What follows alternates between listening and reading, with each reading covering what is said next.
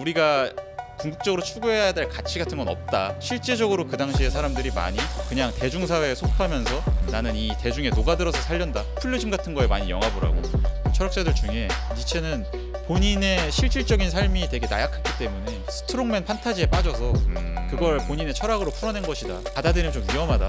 판타지일 뿐이다. 그거는. 이런 식으로 말하는 사람도 있죠. 이런 사회의 변화 속에서 나의 무기력감을 느끼면서 어떻게 하면 행복할 수 있을까라는 생각들을 많이 하고 있잖아요.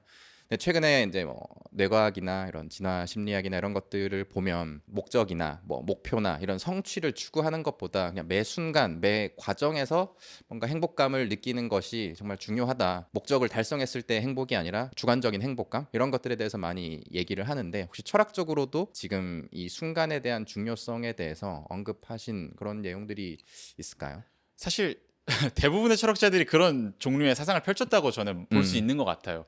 지금 내가 미시적으로 세워놓은 목표를 이루는 게 행복이다 라는 식으로 말했던 소위 현자라고 취급되는 사람은 고대로부터 찾아봐도 되게 드문 것 같고, 대부분의 사람들은 동서고금을 막론하고 어떤 것에 이르는 보이지 않는 혹은 닿을 수 없는 무언가에 이르는 과정으로서 끊임없이 되풀이되는 과정, 그리고 결국에 현재가 모여서 과정이 되는 건데, 그렇죠.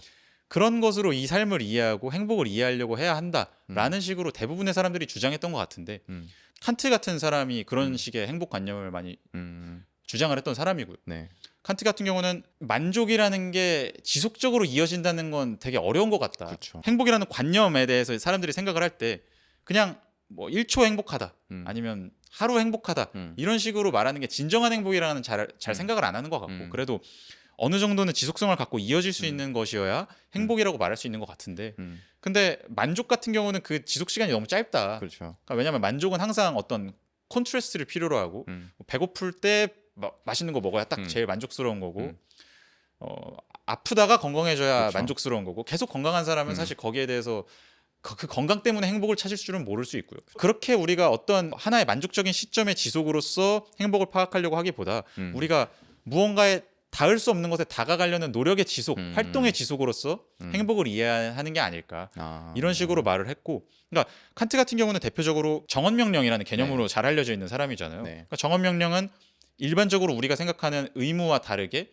어떤 그 의무를 정당하기 위한 다른 설명이 필요 없는 의무, 그 자체로 절대적으로 따라야 하는 의무를 뜻하는 건데, 예를 들면 우린 다른 사람을 존중해야 한다 이런 요구라던가 그런 게 칸트는 대표적으로 정언명령이라고 생각했는데, 네. 근데 한번 우리가 철학적으로 진짜 잘 생각해 보면 저는 칸트에 반대하는 지점 중에 하나가 과연 우리가 이 정언명령을 찾을 수 있을까라는 거거든요. 그러니까 우리가 앞서서 계속 해왔던 게, 네. 대화를 나눠왔던 게 결국에 이성적으로 어떤 의미를, 보편타당한 의미를 찾는 건 불가능한 것 같다라는 거잖아요. 네.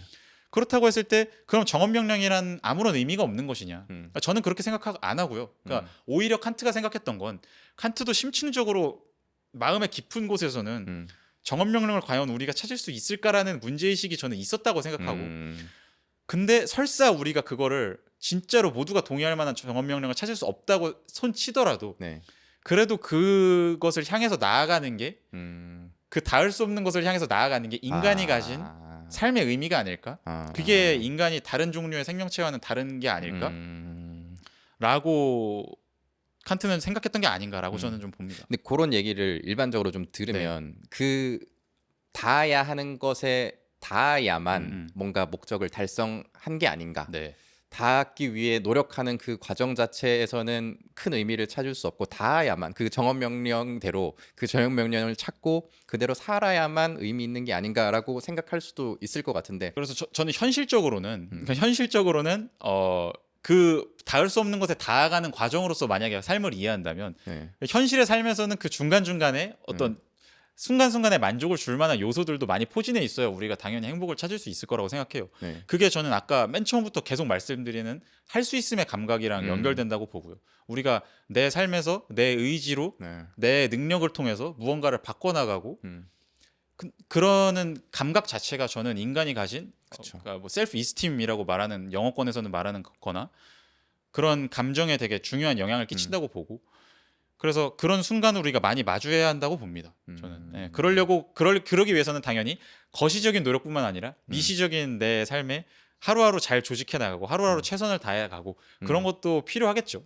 그거 없이 행복을 논한다는 거는 불가능하고 어떤 사람은 가족을 위해서 살 수도 있잖아요. 그런 네. 사람이 생각보다 되게 많은데 그런 분들 있어의 경우를 한번 생각해 본다면 그러면 그분들은 과연 가족을 위해서 살아간다는 게 뭘까?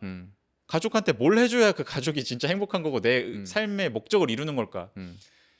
생각해보면 끝이 없거든요. 그렇죠. 계속 지속되어야 하는 거고 결국에는 내가 내 숨이 다하는 날까지 혹은 내가 위하는 그 존재의 생명이 다할 때까지 그것이 지속되어야 하는 거고 근데 그렇다고 해서 그 끝이 존재하지 않는다고 해서 그 순간순간에 내가 그 사람을 위해서 무언가를 해주면서 찾아오는 만족의 순간이 없는 건 아니잖아요. 좋은 밥을 사주고 좋은 따뜻한 보금자리를 제공해주고 같이 함께 여행을 하고 즐거운 순간을 느끼고 그런 순간순간들도 그런 전체로서의 과정을 이루는 그렇죠. 일부로서 이해될 수 있기 때문에 그렇죠. 예, 저는 의미를 갖는다고 생각합니다. 궁극적인 목표에 딱 닿는 것 자체만이 목표가 아니라 그냥 그 과정 자체, 거기로 나아가는 여정 자체가 마지막 목적지에 닿지 않는다고 하더라도 그 순간 자체가 다 의미가 있고 네, 행복한 순간이 될 수가 있다. 네, 스토아학파의 회의주의 요 부분을 좀 보면서 좀 저도 많이 공감이 되는 부분들이 있었는데 이제 뭔가 목표를 지정을 해두고 거기에 이제 닿기 위해서 노력을 하면 뭔가 회의주의에 빠지고 그건 내가 컨트롤할 수 없는 영역이기 때문에 거기서 이제 자유로워졌을 때에 뭔가 더 만족감과 행복을 느낄 수 있다라는 얘기들이 있어서 그 부분에 되게 공감을 했거든요. 혹시 그 부분에 대해서 좀 얘기를 해주실 수가 있으실까요? 그러니까 제가 미시적인 목표랑 거시적인 목표라고 부르는 거를 좀 더 구별을 할 필요가 있는 것 같아요. 네, 제가 생각하기에 스토아학파 같은 경우는 그러니까 스토아학파도 마찬가지고 그 시대에 비슷했던 에피쿠로스 학파라든지 아니면 제가 책에서 썼던 건 그 필론주의라고 불리는 견해이긴 하지만 스토아학파도 거기에랑 좀 영향을 주고받으면서 발전한 경향이 있기 때문에 좀 어느 정도 공유하는 그런 지점을 말씀드리자면 일단 거시적인 목표라는 게 없어야 된다라고 생각을 한 건 아닙니다. 그 사람들 모두 결국에는 거시적인 목표는 영혼의 조화여야 한다고 생각했던 경향이 되게 커요. 고대 그리스 문명권 자체가 그리고 고대 로마 문명권까지 연장을 해서 생각해 본다면 영혼의 조화야말로 진정한 행복의 의미이며 모든 사람들이 평생을 거쳐서 추구해야 할 목표이다라고 생각을 했는데 근데 영혼의 조화라는 게 뭐냐도 명확하게 규정하기 어려우며 그거에 도달한다는 사람도 본 적이 없는 것 같거든요. 물론 어느 정도 조화로운 사람이 있는 건 맞죠. 근데 그렇다고 해서 진짜로 저 사람은 완벽한 조화에 이르렀어라고 말할 수 있는 사람은 없는 거거든요. 그런 사람은 고대적인 정신에서 본다면 신이겠죠. 예, 그래서 그런 신적인 인간은 존재하지 않고 현실에 존재하는 인간은 계속해서 그 영혼의 조화를 향해서 나아가야 하는데 근데 다만 그 스토아학파 같은 데서 특히 강조하는 거는 내 눈앞에 목표 같은 거가 거시적인 목표인 듯 착각하면서 그거에 너무 큰 의미를 부여하고 그것의 성공 혹은 좌절에 의해서 일희일비하면 안 된다. 이런 식으로 주장을 했던 거고 특히 스토아학파 같은 경우는 우리가 할 수 있는 것과 할 수 없는 것을 명확하게 구별을 해야 된다라고 주장을 했고 예를 들면 아타락시아라는 개념 혹은 아파테이라라는 스토아파에서는 아파테이아라는 개념을 더 많이 사용을 했는데 아파테이아는 이제 아가 부정적인 거를 뜻하는 거고 그 파테이아가 우리가 많은 그 파테틱 할 때 어떤 감정적인 것을 뜻하는 건데 아파테이아는 우리가 감정적인 동요에서 자유로워진 평정의 상태를 뜻한다고 볼 수 있는데 스토아파는 아파테이아의 상태에 이르러야 한다고 강조를 했는데 그렇다고 해서 그 상태가 우리가 그럼 아무런 감정도 느끼지 않고 열정도 없는 그런 상태이냐 그렇게 말한 건 아니고 우리가 일상적으로 미시적인 감정 같은 걸 느끼는 거는 어쩔 수 없다. 그건 내가 통제할 수 있는 바가 아니다. 고통스러운 상황이 생기면 고통스러운 게 당연한 거고 뭐 불안한 상황이 생기면 불안한 게 당연한 거고 그건 너무 당연한 거고 거기에 대해서 신경 쓸 건 없는데 근데 다만 우리는 내가 바꿀 수 있는 거에 주목을 안 하면서 마치 내가 할 수 없는 것이 내 삶의 전부라고 생각을 하면서 내가 할 수 있는 것에는 주목을 잘 안 하려고 한다. 그래서 내가 어찌할 수 없는 감정은 그냥 그러려니 하고 내버려 두고 내가 그래서 지금 상황에서 뭘 할 수 있을지에 대해서 더 생각을 해야 한다라고 생각을 했던 거고요. 아까 말씀드린 그 필론주의 또 비슷한 류의 정신을 공유하는 사상이라고 볼 수 있는데 그쪽에서는 또 되게 강조한 게 좀 회의주의적인 정신을 되게 많이 강조했습니다. 지금 우리가 아까 말한 니힐리즘 같은 거를 되게 강조했는데 근데 거기도 어떤 아까 말씀드린 소극적인 허무주의를 강조한 건 아니고 능동적인 허무주의를 강조한 거다. 그러니까 우리가 이성적으로 뭐가 진정한 진리인지 알 수 없다. 이런 생각을 고대부터도 이미 했던 사람들이 있는 거고요. 근데 그렇다고 했을 때 우리가 내가 모든 걸 알 수 없다. 내가 결국에 최종적으로 믿을 수 있는 건 없다라는 거를 정말로 심층적으로 인정했을 때 찾아오는 마음의 평화, 그거를 이제 아타락시아라고 부른 건데 그거에 이르기 위해서 노력을 해야 된다라고 그쪽은 말했던 건데 근데 여기서도 이제 좀 문제가 생기는 게 과연 그런 인식의 상태에 이르게 된다고 해서 정말로 마음의 평화가 찾아올 거냐, 오히려 불안이 찾아오는 거 아니냐, 아 나는 아무것도 믿을 수 없어서 불안해, 이렇게 되면 어쩌냐, 이런 문제가 생기는데 네. 여기부터는 이제 이성의 영역이 아니라 우리의 감정의 영역에 더 많이 질문해야 되는 부분이고, 그래서 그때부터는 아까 말씀드린 그런 실존주의자들이 말한 불안의 그죠. 감정 같은 걸 우리가 잘 들여다보면서 그걸 쫓아가 보려고 한번 노력을 해야 된다라고 저는 봅니다. 그러니까 저도 이게 요 내용에 공감을 많이 했던 게 아까 앞에서 말씀하셨던 그런 불안감 이런 것들이 사람들이 내가 뭔가 이제 정해놓은 목표나 이런 것들이 닿을 수 없고 내가 부족한 것 같고 비교했을 때 내가 좀 떨어지는 것 같고 그런 불안감들을 많이 느끼기 때문에 그런 회의주의나 허무주의나 이런 것들이 많이 빠지는 것 같은데 사실 사람들이 생각하는 것들 중에 상당수가 내가 컨트롤할 수 없는 영역이거나 내 손을 떠난 부분들이 사실 많이 있잖아요.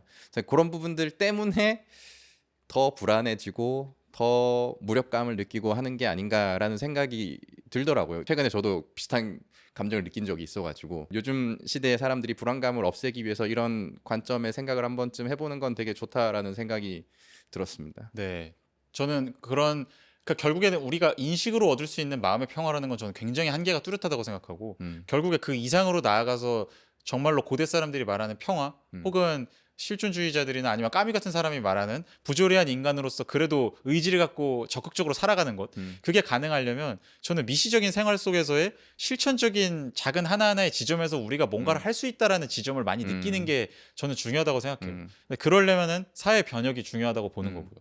그게 네. 제일 처음 얘기했던 그런 네.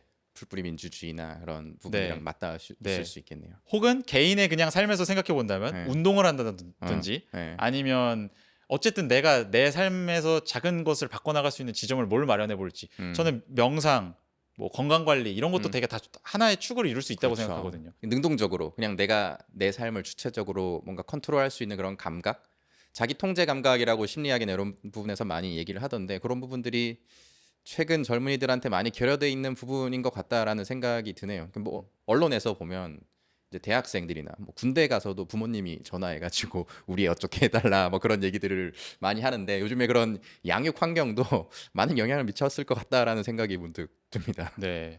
그리고 저는 양육 환경도 양육 환경이고 그냥 스마트폰의 보급이 좀 되게 많이 영향을 생각보다 끼친 것 같다라는 생각이 들어요.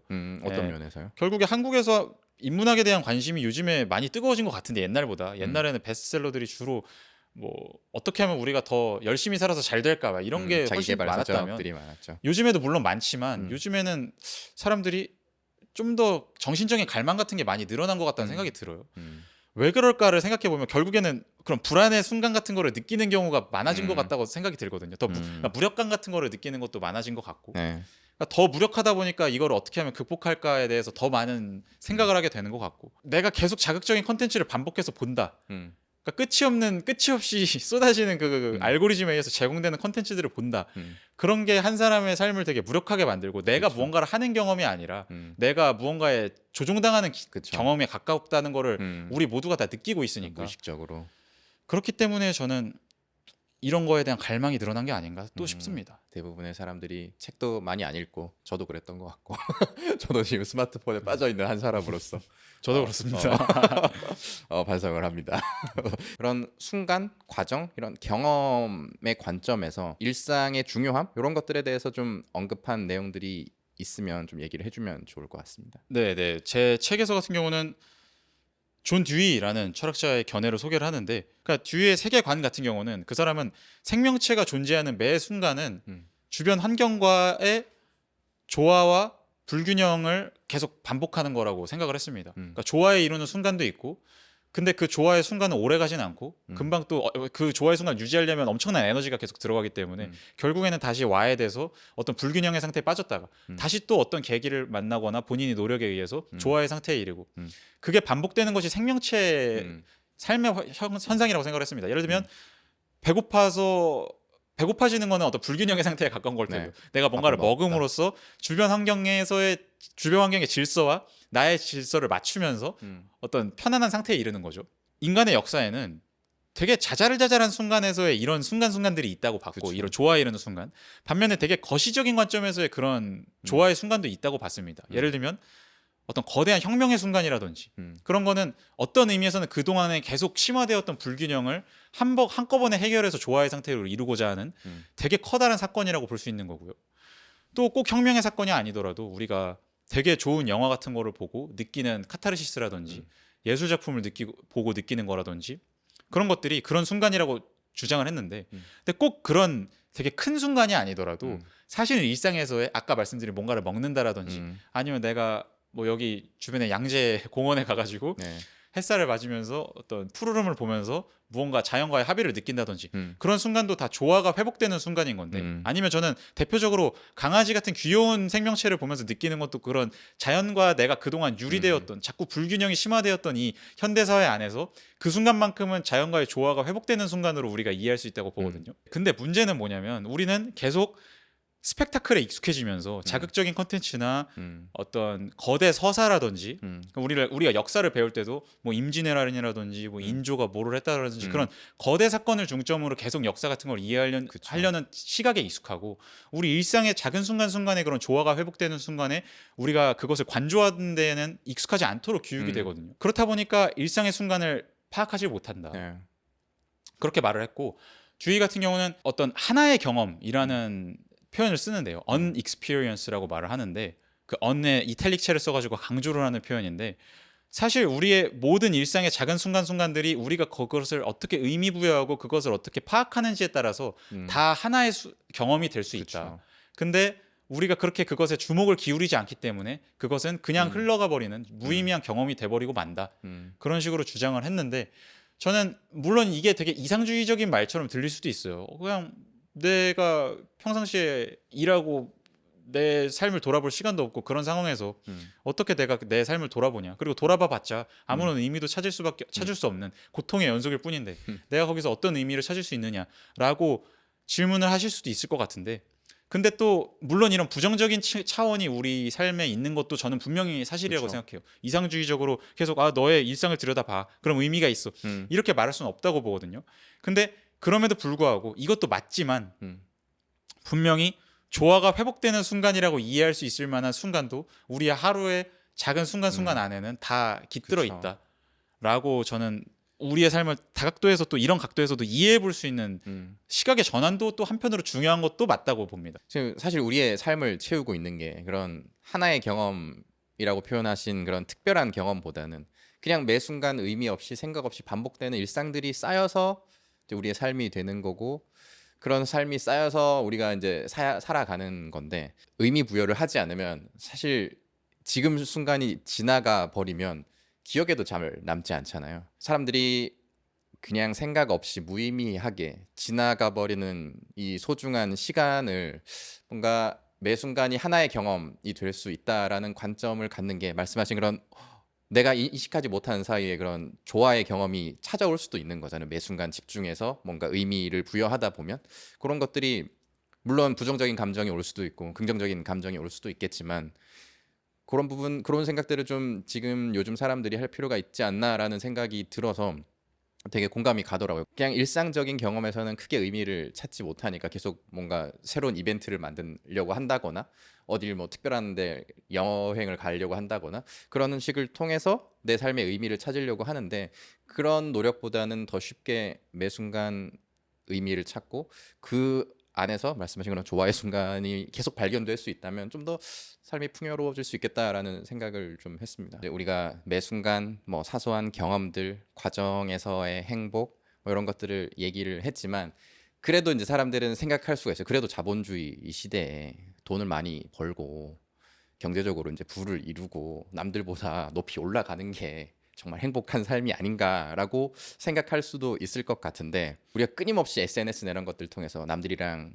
비교를 하고 뭐 플렉스를 하고 명품을 사고 하면서 행복하기 위한 노력이라고 어떻게 보면 생각할 수가 있을 것 같거든요.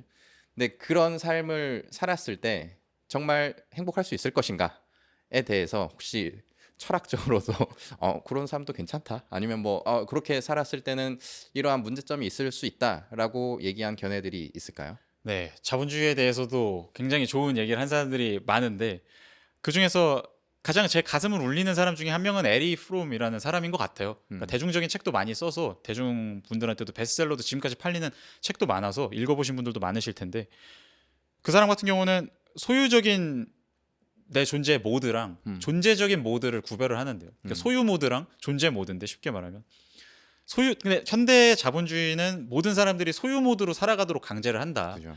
그러니까 무의식적으로 계속 영향을 끼치면서 무언가를 소유하는 삶이 좋은 것이다.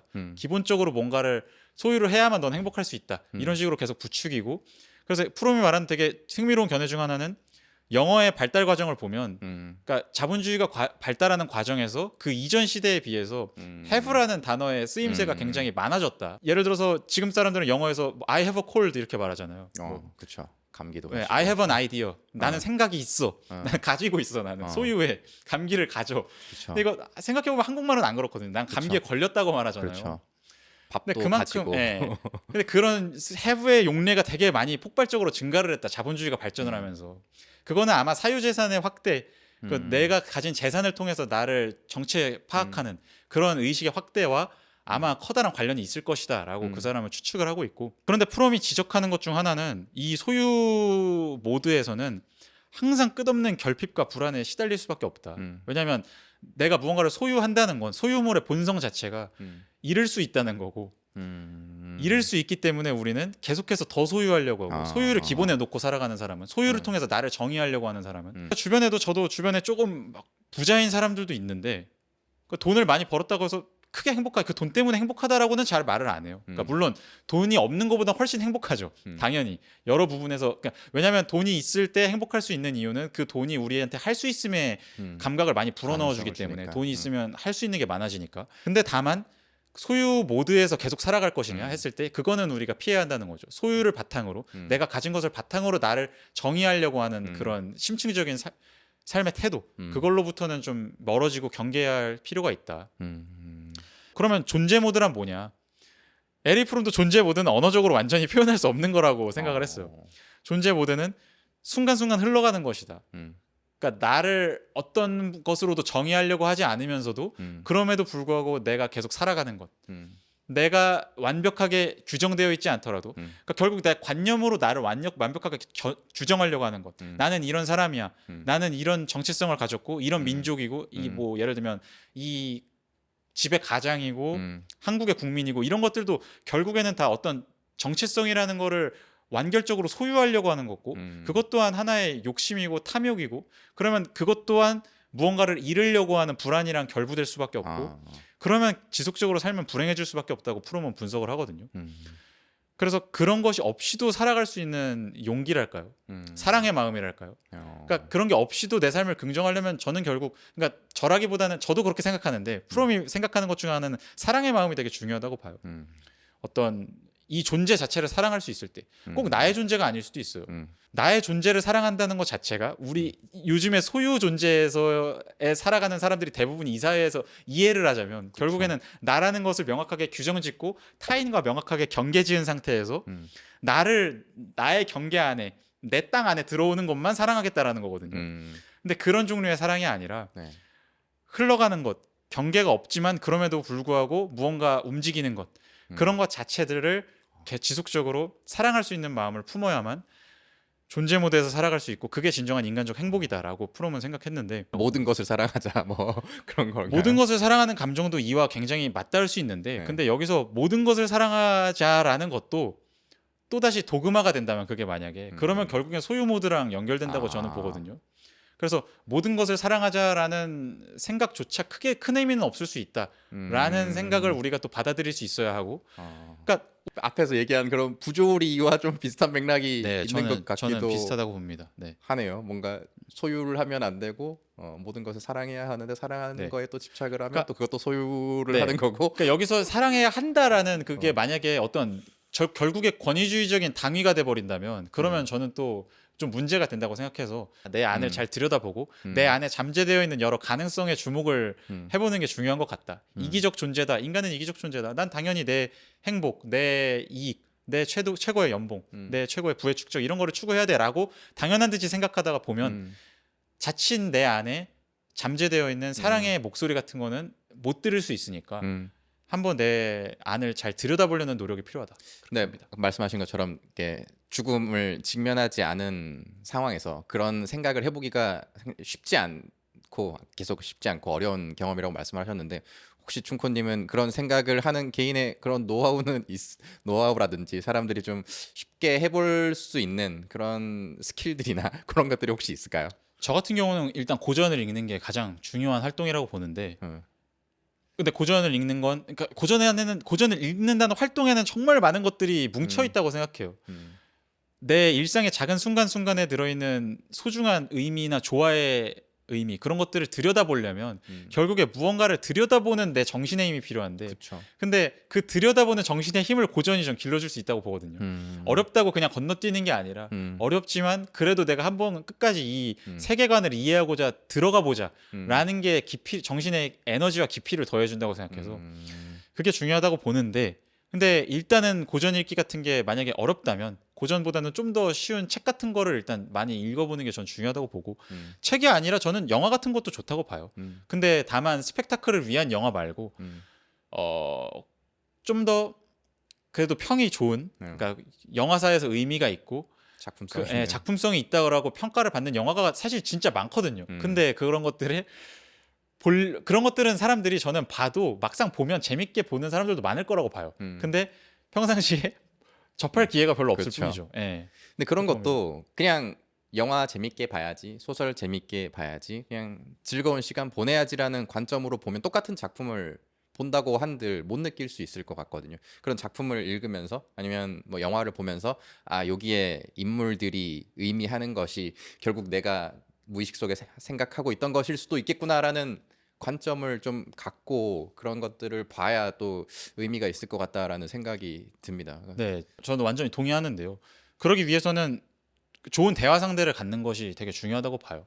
좋은 친구라든지 가족이라든지 그런 사람이 그런 것을 함께 보고 아니면 함께 본 게 아니더라도 아 내가 이런 거를 봤는데 난 이런 생각이 들었는데 넌 어떻게 생각해라고 물었을 때 그런 거에 대답을 해줄 수 있는 그런 관계를 형성하는 게 되게 중요하다고 보고 맞아요. 그런 움직임의 일환으로 요즘에 독서 모임이라든지 그쵸. 아니면은 어떤 여러 가지 친목 모임이라든지 그런 것도 활성화되고 있다고 보고 예, 스마트폰의 순기능이죠 이런 거는. 그래서 저는 앞으로 더 희망적으로 보는 편입니다 이것도. 네. 그러니까 실제로 이제 이런 얘기들을 좀 진지한 얘기들을 사석에서 한다거나 지인들이랑 하면 낯간지러운 소리라서 못하는 경우들이 많이 있을 텐데 뭔가 그런 마음이 맞고 생각이 맞는 사람들이랑 깊이 있는 대화를 해보면 나에 대해서 더 발견할 수 있는 그런 죽음을 직면하지 않더라도 대화를 통해서 발견할 수 있는 좋은 기회가 될 수 있을 것 같고 이런 영상들도 많은 도움이 될 수 있을 것 같아요. 지금 좋은 얘기를 많이 해주셔서 철학적 관점에서 우리의 생각들 고전에서 철학가들이 인간의 삶의 의미나 행복이나 이런 것들에서 얘기한 것들을 어떻게 보면 이제 대화를 간접적으로 보는 거니까 이런 컨텐츠를 깊이 있는 컨텐츠를 보는 것도 많은 의미가 있을 것 같다라는 생각이 듭니다. 아까 소유 얘기를 하시면서 이제 소유가 개인의 불안감을 채우기 위해서 이제 소유하는 거다라고 말씀을 하셨는데 우리나라 사람들이 이제 특히 이제 명품이나 뭐 이런 플렉스를 하고 하는 문화에 대해서 사실 많은 사람들이 지금 SNS나 이런 것들을 통해서 비교를 하며 거기서 이제 우위를 점하려고 노력을 하고 있고 거기서 이제 행복을 만족감을 찾는 경우들이 많은데 그런 사람들이 겪을 수 있는 그런 문제점들이 어떤 게 있을지 기본적으로 값비싼 물건을 사는 것 그 자체에는 문제가 없다고 봐요. 그냥 돈이 많아서 그쵸. 내가 비싼 물건을 산다. 그러면 상관이 없다고 보는데 가장 흔하게 생각할 수 있는 문제는 내가 돈이 없는데 어떻게든 과시를 하고 싶어서 많이 산다. 그거는 이제 좀 심각한 차원이라고 보고 그거는 너무 경제적으로도 단기간 안에 파산에 이를 수 있는 길이니까 당연히 그건 피해야 된다고 생각하는데 근데 만약에 내가 돈이 많아서 그냥 많이 산다고 하면 그게 뭔 상관이냐라고 했을 때 명품 역시 다양성을 반영하는 소비 패턴이라고 보진 않아요. 예. 그러니까 저도 외국에 살아본 입장에서 말씀을 드리면 전 세계 어디를 가든 명품 매장은 똑같잖아요. 네. 예, 전 세계 사람들이 돈이 있으면 이 물건을 산다. 뭐 코트는 막스마라를 산다. 뭐 백은 에르메스를 산다. 이런 게 규정이 돼 있고 요즘엔 가구 같은 것도 전 세계 어딜 가든 똑같은 형식을 볼 수 있고 그러니까 우리가 생각해봐야 될 게 내가 진짜로 이게 아름다워서 사는 게 맞냐 그거를 스스로한테 질문해볼 필요는 있다고 봐요. 그러니까 명품을 사시는 많은 분들이 난 이거 예뻐서 사는 건데라고 말씀을 하시지만 다 비슷한 부자들은 비슷한 예쁜 거를 소유를 하고 있는데 내가 과연 남들이 다 예쁘다고 하니까 예쁘다고 생각해서 이거를 소유를 하는 건지 아니면 진짜로 내가 내 개성을 발휘해서 예쁘다고 생각하는 건지 이거는 구별을 할 필요가 있다. 거기에서 그 지점에서 자기 기만이 많이 반영이 되는 게 아닌가. 나는 이게 예뻐서 사는 거다라고 나를 속이고 있는 게 아닌가. 좀 그런 생각은 합니다. 네. 네. 만약에 속이고 계속 사는 거는 왜 문제일까요? 만약에 돈이 많이 있어. 근데 날 속이고 난 살 수 있는 여력이 되고 그냥 그러니까 어떤 내 안에 잠재되어 있는 더 큰 가능성을 보지 못하게 된다고 할까요? 그러니까 예를 들면 그러니까 저는 지금 이 시대의 부자들이 많이 갖고 있는 문제점 중에 하나도 그 돈을 활용해서 뭔가를 더 할 수도 있는 건데 내 안에 숨겨져 있는 가능성을 보지는 못하고 이것과 다른 것 지금 사회에서 남들이 다 인정해 주는 것과는 다른 가능성을 보지는 못하게 된다. 그러면 결국엔 그게 계속 정답이라고 믿으면서 거기에 매몰돼서 살아가는 것일 뿐이니까 그러면 결국에는 나의 어떤 내면을 바라보는 게 아니라 다른 사람들이 포장해 놓은 내 표피만을 바라보면서 살아가는 거니까 그게 자유의 차원에서 저는 문제라고 봅니다. 진짜 내 내면의 모습을 펼치면서 살 수가 없게 되니까 네네. 가능성을 볼 수 없으니까. 네네. 그래서 명품 소비 자체는 문제가 아니다. 근데 네. 명품 중에서도 뭐가 내가 진짜 좋아하는 명품일까? 뭐가 진짜 내가 이 돈을 지불하고 살만한 가치가 있는 물건일까? 이거를 생각해 보는 거는 중요하다. 네네. 그냥 그렇게 봅니다. 나 인기 있어서 사는 건데 네네. 누군가한테 보이기 위해서 사는 건데 라는 네. 마음이 아마 대부분 있을 텐데 그럼에도 불구하고 내가 이걸 샀을 때 내 내면에는 뭔가를 원해서 사는 거야라는 다른 답을 찾지 못하면 네. 문제가 될 수 있겠다라는 네. 거겠네요. 그랬을 때 이거는 개인의 심리의 문제보다도 어떤 사회적인 전체 체계의 문제가 더 크다고 봐요. 그 초래할 문제가. 결국에 그렇게 되면 새로운 가능성에 대한 감각이 무뎌질 테고 그러면 정치적 변혁에 대한 힘도 무뎌질 테고 그러니까 정치적 무력감이 결국에는 반복될 테니까 저는 그게 문제라고 봅니다. 더 큰 다 문제라고 봐요. 앞에 말씀하신 거랑 다 일맥상통하는 거 같긴 하네요. 사실 이제 요즘엔 책으로도 그런 게 이제 많이 소비가 되고 이런 철학 사상들도 많이 소비를 위해서 철학 컨텐츠들도 많이 나온다고 알고 있는데 그러니까 아까 이제 니체 얘기 나왔을 때 최근에 되게 좀 인기도 어떻게 보면 인기 있는 철학 사상이고 사람들이 되게 많이 공감도 하고 난 니체 알아 자라투스트라 뭐 나 알아 하면 되게 이제 멋있어 보이기도 하고 근데 영상을 보다 보니까 이제 니체 철학에 대해서 약간 조금 부정적인 말씀을 하신 것도 있더라고요. 그래서 그런 것도 조금 얘기를 해주시면 네. 어떨까? 그러니까 니체라는 사람의 글을 읽어보면 일단 그 사람의 철학이랑 그 사람의 삶이랑 다른 거고 철학은 그 사람의 글 안에 담겨 있는 거고 결국에는 뭐 삶은 또 별개일 수도 있는 거니까요.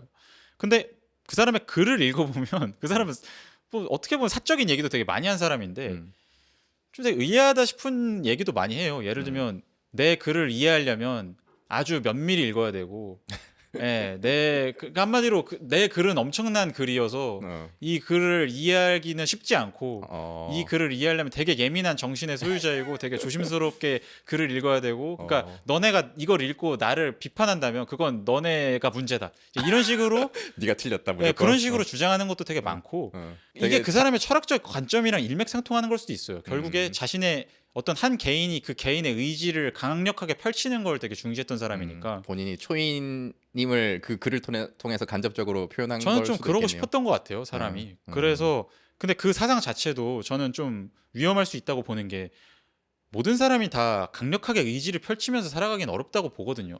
우리가 때로는 어쩔 수 없이 이끌려가면서 무언가를 하게 되고 근데 지나고 보니까 그 무언가 내가 이끌려서 했던 것 안에서 삶의 의미를 발견하게 되고 그런 케이스도 전 되게 많다고 그렇죠. 보거든요.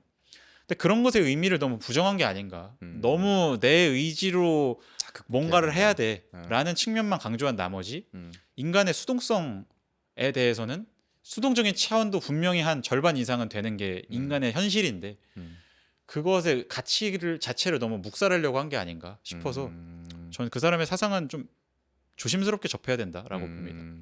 흔히 알고 있는 이제 다시 태어나도 똑같은 삶을 살아도 네. 괜찮을 정도로 살아야 된다 뭐 그런 얘기를 했잖아요. 네, 근데 그 부분이 그런 것들을 다 초월할 수 있을 정도의 강한 사람이 돼야 된다라는 의미인가요? 일반적으로 네. 사람들이 매 순간 잘 살아서 다음 생에도 음. 만족스러운 삶을 살자라고 이해하는 경우들이 많이 있는 것 같은데. 네, 그거는 아닙니다. 네, 그게 네. 아니라 아까 말씀해주신 대로 내가 이번에 어떤 생을 살았던, 얼마나 큰 고통을 입었던, 난 다 극복할 수 그걸 있어. 다 다시 나 그 삶을 똑같이 살더라도 나는 음. 그걸 긍정할 수 있다. 그 삶 자체를 음. 내 개인이 그것들을 극복하면서 내 개인의 의지를 펼치고자 노력하는 그 과정 자체를 긍정하는 사람이기 때문에 음.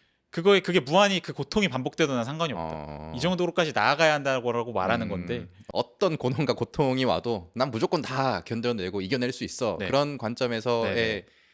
영혼회귀군요. 그렇다고 볼 수 있습니다. 네. 오늘 이 맥락이랑 아까 그 일상을 강조하는 맥락이랑도 되게 맞닿아 있어서 그냥 한 가지만 말씀드리면, 니체라는 사람도 개인의 삶은 뭐 그렇지 행복했다고 말하기 어려운 것 같고 멋있는 삶을 살았다라고 말하기는 어려운 사람인 것 같고, 물론 엄청 이른 나이에 파격적으로 교수가 됐고 그냥 천재 소리를 듣고 모두한테 인정받는 삶을 살았지만, 그럼에도 뭐 본인이 사랑하는 흠모하는, 어떻게 보면 여성의 사랑을 얻고자 되게 고군분투를 하다가 그거 뭐 잘 안 돼가지고 그러다가 차여가지고 거기에 엄청 충격받고, 그러니까 그런 엄청 나약한 어떤 의미에서 되게 나약한 면모를 많이 보인 사람이기도 하거든요. 그래서 그걸 이제 그래서 정신적으로는 극복하기 위해서 그런 글을 그렇다고 평가하는 사람도 있어요, 실제로. 어. 네, 철학자들 중에 니체는 본인의 실질적인 삶이 되게 나약했기 때문에 오히려 스트롱맨 판타지에 빠져서 그걸 본인의 철학으로 풀어낸 것이다. 그러니까 이거를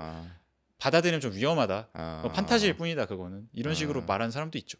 현실에서는 되게 볼품 없지만 인터넷에서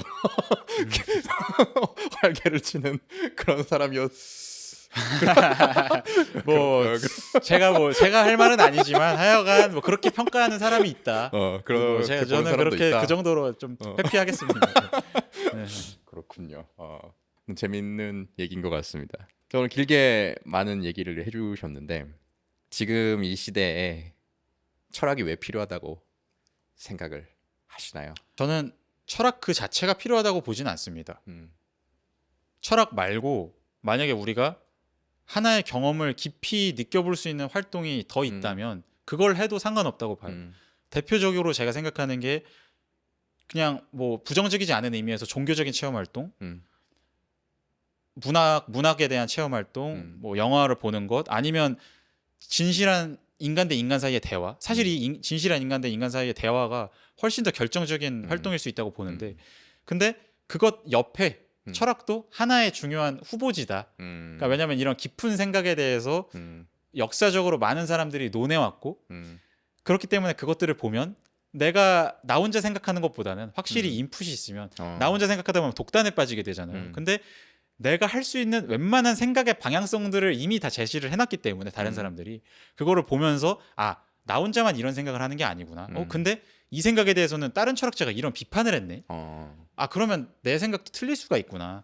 그러면 뭐가 더 나을까? 이런 거를 좀 객관적으로 집단지성을 통해서 추구해 볼 수 있는 방향성이 역사적으로 정립되어 온 것 중에 하나가 철학이라고 생각해서 철학도 하나의 깊은 체험을 할 수 있는 중요한 후보지다. 근데 요즘의 시대에는 점점 더 깊은 체험보다는 얕은 체험의 연속이 주가 되고, 그러다 보니까 우리가 의미를 부여해서 내가 하나의 이야기를 엮어내는 정신적인 활동이 그것에 어려움을 겪는 사람들이 많아진다고 저는 생각해서 그래서 철학이 유의미한 도움되는 활동이 될 수 있지 않을까라고 봅니다. 그럼 그런 깊은 경험이 결국 아까 말씀하신 내가 누군지 발견하고 나의 의미를 발견하고 그런 목적이라고 보면 되는 거죠? 네, 그것도 중요한 목적 중에 하나일 수 있다고 봅니다. 그걸 위해서 철학이든 뭐든 이제 깊이 경험을 해야 되는 거고. 네.